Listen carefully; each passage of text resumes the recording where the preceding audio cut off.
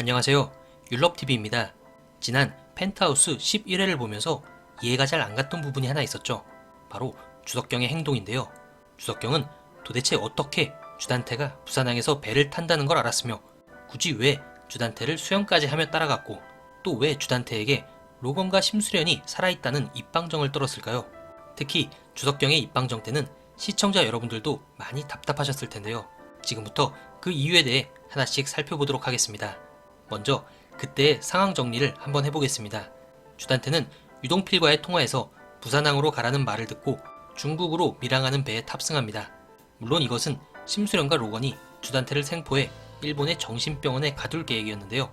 이 장면을 주석경이 뒤에서 지켜보고 있습니다. 그리고 배가 출발하자 주석경은 멋진 다이빙과 수영으로 배에 올라타면서 주단태와 함께 일본으로 향하게 됩니다.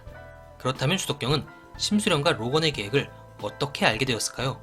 주석경은 심수련이 자신의 친엄마라는 사실, 그리고 친아빠가 아닌 주단태가 자신을 감금했다는 사실을 알고 충격에 빠져 어느 호텔에 칩거 중이었습니다. 심수련과 로건의 계획을 직접 알 수 있는 방법은 전혀 없었죠. 그렇다면 누군가 이야기를 해줬다는 건데요. 일단 주석훈과 심수련은 석경이가 호텔에서 사라졌다는 소식을 나중에야 알게 됐으니 아닌 듯하고요. 주석경이 주단태에게 로건은 내가 여기 온지 몰라. 우연히 알게 돼서 쫓아온 거야.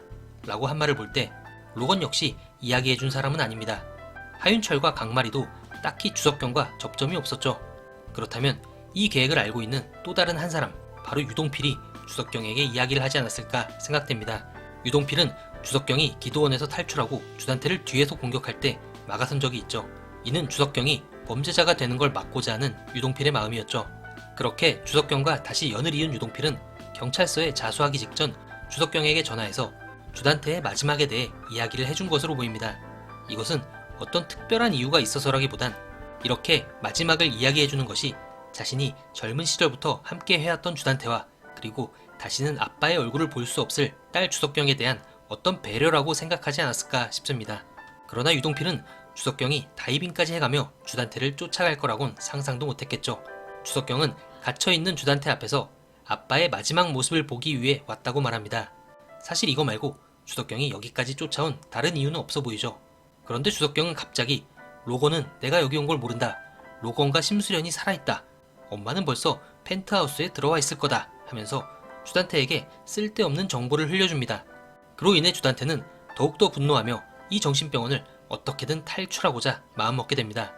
도대체 왜 주석경은 이런 쓸데없는 입방정을 떤 걸까요? 일단 주석경은 주단태가 다시는 여기서 못 나오게 될 거라 생각하고 이야기를 해준 듯합니다. 주단태가 상상도 못했을 이런 이야기를 다 해줘야 주단태가 이 안에서 더 열받고 더 고통스러워 할 테니까요. 자신의 모든 계획은 불발로 끝나고 오히려 자신이 정신병원에 갇히게 된 상황에 괴로워 미칠 것 같은 기분을 느끼게 해주려는 주석경의 생각이었던 걸로 보입니다.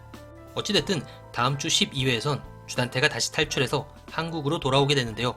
시즌3까지 진행된 펜트하우스의 대미를 어떤 식으로 장식하게 될지 정말 궁금해지네요.